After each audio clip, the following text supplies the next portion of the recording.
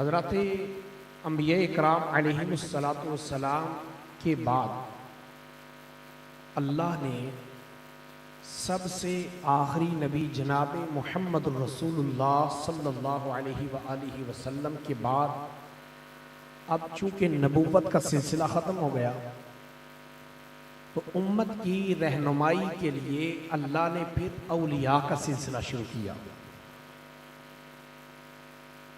उलमा फरमाते हैं हर एक सदी में, हर दौर में अल्लाह ने एक मुजद्दिद को पैदा किया जिसने दीन को अहया, नई जिंदगी और दीन का नई जिद्दत के साथ काम किया और लोगों को दीन की तरफ राग़ब करके दीन के दायरे के अंदर लेके आए। तो हुजूर सैयदी गौसे पाक अल्लाह ने उनको वो शान अता फरमाई, वो बुलंदियाँ अता फरमाई जो किसी भी वली को अल्लाह ने वो शान वो बुजुर्गी अता नहीं फरमाई जो अल्लाह ने हुजूर सैयदी गौसे पाक रज़ियल्लाहु तआला को अता फरमाई।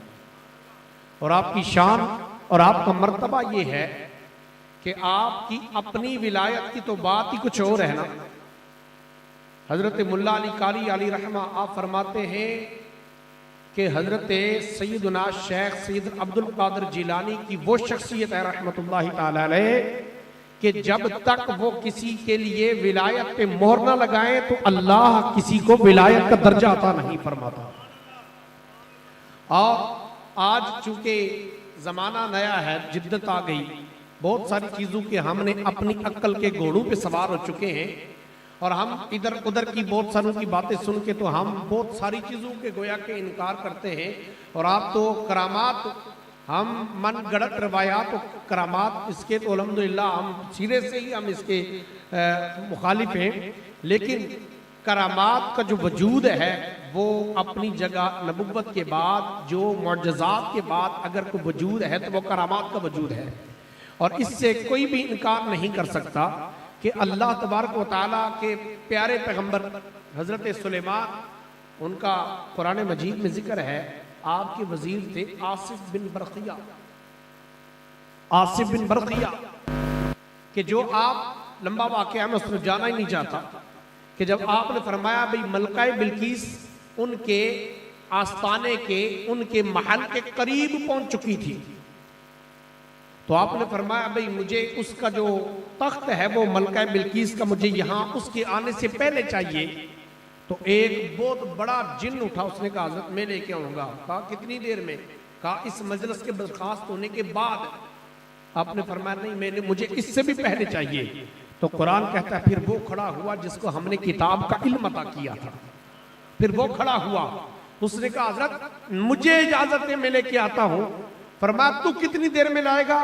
तो हजरत कुरान उठाए तो कुरान में फरमाया मैं आंख के झपकने से भी पहले लेके आऊंगा। आंख के झपकने, अब आंख के झपकने से भी पहले वो उठा के ले आए। तो बताए वो कौन सी रूह थी? इतना बड़ा, इतना भारी भरकम और इतना बड़ा, इतना तूल वाला, इतना सतूत वाला, इतना बड़ा उसका वो तख्त उठा के एक आंख के झपकने में एक जगह से दूसरी जगह नहीं, एक मुल्क से दूसरे मुल्क में उठा के ले आए। वो ताकत अगर बनी इस्राइल के वली उसकी या ताकत है तो मोहम्मद मुस्तफा सल्लल्लाहु अलैहि वसल्लम के गुलामों की ताकत क्या होगी? एक ईसाई और एक मुसलमान एक बात पे उनकी बहस हो रही थी, सुनिएगा। हजरत मुल्ला अली कारी ने इसको अपनी किताब के अंदर नकल किया। कहते उनकी बहस हो रही थी कि वो ईसाई कह रहा था एक मुसलमान को कि भाई मेरे नबी ने, जनाब ईसा अलैहिस्सलाम ने तो मुर्दों को जिंदा किया, बता तेरे नबी ने भी। हालांकि हुजूर के बेशुमार ऐसे वाक़यात हैं, लेकिन वो मुसलमान इतना पढ़ा लिखा नहीं था, वो उसकी बात का जवाब ना दे सका। और वो अभी बातें आपस में बहस जारी थी कि हुजूरों से पाक का वहां से गुजर हुआ। हुजूरों से पाक अभी सुभान अल्लाह आती है किसी किसी तो कह दे मोहब्बत से सुभान अल्लाह। हुजूरों से पाक का जिक्र हुआ और वहां से हुजूरों से पाक जब गुजरे आपके कानों में उसकी आवाज पड़ी तो आपने फरमाया ठहर जा, मुझसे बात कर। तेरे नबी हजरत ईसा अलैहिस्सलाम तू क्या कहता है मुर्दों को जिंदा करते हैं? बेशक ईसा अलैहिस्सलाम की अल्लाह ने बड़ी शान है, वो नबी है, हम उनकी नबुव्वत पर और उनकी किताब पर ईमान रखते हैं। तू मेरे नबी का पूछता है? बता तू मैं तो नबी के मकाम और मर्तबा उनके मैं जूतों की मुबारक जूतों की खाक के बराबर भी नहीं, मैं उनके गुलामों का गुलाम हूं। बताइए काम तो मैं भी कर सकता हूं। हजरत मुल्ला अली कारी बहुत सारी चीजें रवायत बयान करने में ना बड़े झिझकते हैं हम। इस वक्त कोई करामत बयान करते हुए तो जुबान लड़खड़ा जाती है। भाई लोग कहते भाई करामत का मतलब ही वो है जो इंसान की अकल में बोले, अकल में ना आए। आपने फरमाया मुझे, तो वो एक कब्रिस्तान में लेके गया और जाके सबसे पुरानी कब्र कहा, मेरे दादा को भी इस कब्र का नहीं पता उसमें। तो वहां पे जब आप खड़े हुए ना तो फिर आपने हाथ उठाए दुआ के लिए। यहां जाके कुछ लोग गड़बड़ करते हैं, आपने हाथ उठाए तो आपने हाथ उठा के दुआ कर दी, मौला मैं अपने लिए नहीं बल्कि तेरी नबी की इज्जत के लिए आया, तेरे नबी की इज्जत के लिए आया हूं। मौला तेरे नबी की इज्जत का सवाल है और मैं अपने लिए नहीं। आपने दुआ मुकम्मल करके ना तो आपने फरमाया कुम बिइज़्निल्लाह। एक औरत जो हज़रत मूसा के दौर में इस दुनिया से चली गई थी, वो कब्र से बाहर निकली और कब्र से बाहर निकल के तो इतनी खुश हुई, उसने कहा मैं के जमाने में इंतकाल किया, ऐ शेख सैयद अब्दुल कादिर जिलानी तेरा शुक्रिया कि मैं कब्र से बाहर निकली और मोहम्मद अरबी का कलमा भी पढ़ लिया। मैं हजूर की उम्मती भी बन गई, हजूर की उम्मत का भी मैंने कलमा पढ़ लिया, मुझे ये शर्फ भी मिल गया तेरे सदके में। जब उसने ये देखा और वो दौड़ के आपके कदमों में गिरने लगा तो आपने फरमाया ना ना मेरे कदमों में आने की जरूरत नहीं है, तू ईसाई है, बस मेरे नबी का कलमा पढ़ ले, मैं इसी पे राजी हूं। मैं इसी पे ये जो विलायत है, ये जो वली है, इनका तो शान ये है, मर्तबा ये है, मकाम ये है कि वो बंदे को लाके अल्लाह के दर पे खड़ा करते हैं। तो जब बंदा रब के दर पे खड़ा हो जाए फिर उसे किसी और दर की जरूरत ही नहीं रहती। तो जब इंसान को हजरत हुजूर गौसे पाक रज़ियल्लाहु तआला अन्हु अल्लाह ने उनको ये मकाम ये मर्तबे अता फरमाए। आप फरमाते जब मैं नया मैंने अल बिदाया व निहाया में है, आप फरमाते जब मैंने नई तालीम मुकम्मल की तो मुझे लोगों के सामने बात करते हुए मुझे झिझक आती, मैं लोगों से बात कैसे करूं। और कहते मैं बात न करता और मैं चुप चुप रहता।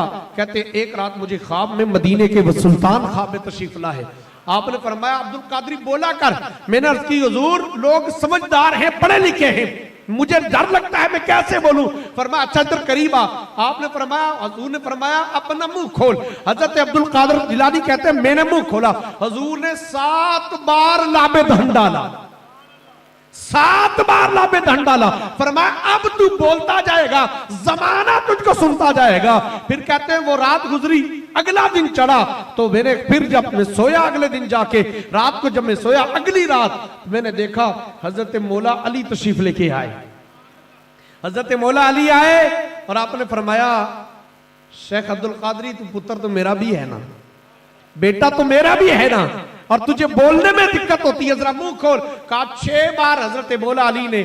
तो हजरत मौला अली से अर्ज की हुजूर ने तो 7 बार लाबे धन डाला, अली आपने 6 बार डाला। कहा मैं हुजूर के जैसा तो नहीं हो सकता, सहाबी रसूल हो के वो कहे मैं हुजूर के जैसा। और आज कोई उठ के कह दे हुजूर हमारे जैसे, तो फिर उसकी ईमान की खराबी है या नहीं है। हुजूर हमारे जैसे नहीं है, सहाबी रसूल। कहते हैं फिर वो वक्त आया मोहल्ले की छोटी सी मस्जिद, फिर उसमें मैंने शुरू किया बयान करना। फिर वहां से मैं आगे निकला और फिर वो मस्जिद छोटी सी मोहल्ले की मस्जिद, फिर उसमें गैदरिंग बढ़ी, फिर वो मस्जिद थोड़ी बड़ी हुई, फिर बड़ी, फिर वो जामिया मस्जिद बनी, वो भी तंग। फिर मैंने एक सहरा में और वहां पे बहुत बड़ा, बल्कि हमारे इलाके की ईदगाह में चले गए, वहां से भी बड़े, फिर खुले मैदानों में। यहां तक के उलमा लिखते हैं 70,000 का मजमा हुजूर से बाकी तकरीर सुना करता था। कितने हजार का मजमा? अब आप कहेंगे जनाब 70,000 बंदे तक के साउंड सन, उसका वो बात कैसे पहुंचती थी? ये अल्लाह के वली की करामत थी। आप फरमाते हैं वहां पे कई सैकड़ों की तादाद में उलमा कलम दवात लेके लगते थे ताकि आपके बताए हुए नुक्ते लिखें और आपके बताए हुए इल्म को कैद करें किताबों के अंदर, और फिर उसकी तस्नीफें बनाए और बड़ी बड़ी बुक्स बनाए और बड़े बड़े इल्म दीन के खजाने वो लेके जाए। तो फरमाते हैं जब हुजूर सैयद गौसे पाक रहमतुल्लाहि ताला अलैह तकरीर शुरू करते, जितनी आवाज पहले को आती थी ना, इतनी आवाज सबसे आखिर वाले को भी आती थी। अल्लाह ने फिर ये शान और मर्तबा आपको अता फरमाया, ये बुजुर्गी अता फरमाई। तो हुजूर गौसे पाक रज़ी अल्लाह तआला का मानने वालों, ये जो महाना और ये हफ्तावार जो महाफिल हैं, हुजूर सैयद ताहिर अलाउद्दीन बगदादी रहमतुल्लाहि ताला अलैह, उनका ये सिलसिला तरीक़त जो सारी है, और आप भी इसी निस्बत के साथ यहाँ पे आके बैठे हैं।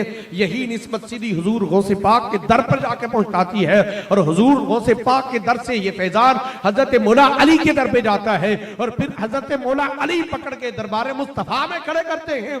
और जो उस दरबार मुस्तफा में जाके खड़ा हो गया, यकीनन आला हज़रत फरमाते बाखुदा खुदा का यही है दर, नहीं और कोई फर्म कर जो यहां से हो, जो वहां से हो, यही आके हो, जो यहां नहीं वो वहां नहीं। तो ये औलिया कराम की जो निस्बतें हैं, ये अगर अल्लाह अता कर दे तो ये कोई आम निस्बत नहीं है कि बंदा कहे कि भाई इसकी निस्बत का कोई फैज ही नहीं है। ये फैज बहुत बड़ा है, लेकिन इंसान का मन और ये दिल पाक होना जरूरी है। इसके अंदर अगर शकूक को शुबहात आ जाए तो फिर इंसान को वो फैज और वो कैफ सुरूर की वो कैफियत मैसर नहीं आती। हुजूर से पाक रहमतुल्लाहि ताला अलैह, आपकी अगर आपने और हमने ये फैजान लेना है, फिर हमें चाहिए कि हम आपकी उस्वा पर, आपकी जो बताए हुए तरीक़ेकार है उस पर उसको हम अपनाएं, उस पर अमल करें। और आपका तरीक़ाकार क्या था? आप अल्लाह की बारगाह में जब आप खड़े होते नमाज के लिए, उलमा फरमाते हैं 40 दिन नहीं, 40 महीने नहीं, 40 साल तक हुजूर से पाक ने इशा की नमाज पढ़ी, तो फिर अल्लाह की बारगाह में खड़े हुए यहां तक कि फजर की अज़ानें हो गई, फजर की अजानें हो गई है। और अगर यहाँ पे मैं ऐसा नहीं करूंगा, लेकिन अगर यहाँ पे हम खड़ा करें इशा की नमाज कौन कौन पढ़ के आया, तो हो सकता है बहुत सारे हाथ नहीं सर भी नीचे हो जाए। तो सिर्फ हजूर गौसे पाक का लंगर खाने से गौसियत नहीं मिलती, ना वो फैज़ मिलता।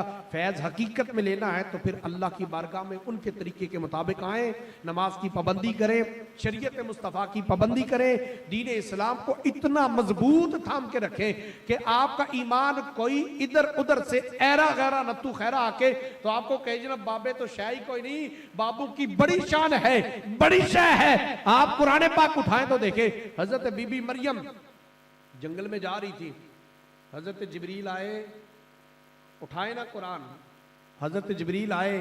हर एक फिक़ा के मुफस्सरीन ने लिखा है जिब्रील आए और शक्ल क्या थी? बाबे की शक्ल में आए। सुभान अल्लाह कहते हैं। हजरत जिब्रील किसकी शक्ल में आए? एक बाबे की शक्ल में। और फूंकों में असर होता है। वहां उन्होंने आके तो कहा मैं तुझे बेटा दूं, आपने कहा मैं अल्लाह की पनाह चाहती हूं, मैं अल्लाह की पनाह चाहती हूं। फरमाया मैं वो चीज नहीं जो तू ख्याल कर रही है। आपने एक फूंक मारी, सीने के दरमियान में फूंक मारी, एक लम्हे में हमल हुआ और दूसरे लम्हे में जनाब ईसा तशरीफ लेके आ गए, एक लम्हे में। अब फूंकों में असर है या नहीं है? अल्लाह चाहता तो उसके बगैर भी अल्लाह अता कर सकता है, ये अल्लाह की शान है। लेकिन जनाब जिब्रील अमीन आए एक बुजुर्ग की शक्ल में, उन्होंने आके तो फूंक मारी, उस फूंक से हमल ठहरा। फिर दूसरे लम्हे हजरत ईसा तशरीफ लाए और हजरत ईसा इतने बाकरामत, जब कौम सारी जमा होकर कहने लगी मरियम तू भी नेक, तेरा बाप भी नेक था, तेरा दादा भी नेक था, तेरे चाचे भी नेक थे, सारे औलिया और अंबिया थे, तुझे क्या आ गया, ये बच्चा किधर के लाइए? आपने फरमाया आज मैंने चुप का रोजा रखा है, पूछना है ना इस बच्चे से पूछो, अशारत इलई, इस बच्चे से पूछो। तो जब उस बच्चे से पूछा, कहा ये तो क्या बोलेगा? तो हजरत ईसा अलैहिस्सलाम, बाज कहते 6 घंटे के थे, तो बाज ने कहा 4 दिन के थे। आपने यूं उंगली उठाई और आपने कहा क़ाल इन्नी अब्दुल्लाह आतानियल किताबा वजअलनी नबिय्या, मैं अल्लाह का बंदा हूं, मुझे अल्लाह ने किताब भी अता की है और नबुव्वत भी दे के भेजी है। तो ग्रामी कदर हज़रात, हमें ये सारे सिलसिले जो तरीक़त के हैं, ये हमें जनाब रसूलुल्लाह की बारगाह से होते हुए अल्लाह की बारगाह में पहुँचाते हैं।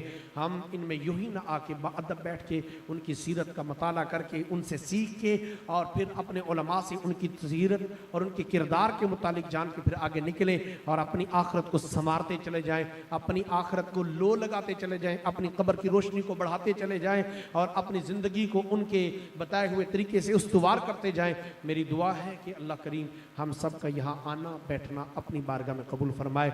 इस बज़म को अल्लाह मदीने शरीफ तक लेके जाए। और जितने भी हमारे जितने भी दोस्त अहबाब हैं, इस बज़म का जितने भी हजरात हिस्सा हैं, अल्लाह ताला सबको बार बार हाज़री मक्का मदीना में बार बार अल्लाह हाज़री अता फरमाए और ये कारवां ये फलता फूलता रहे, औलिया का फैज़ान ये सिलसिले अल्लाह जारी व सारी फरमाए। व आखिर दावा या अनिल हम्दुलिल्लाहि रब्बिल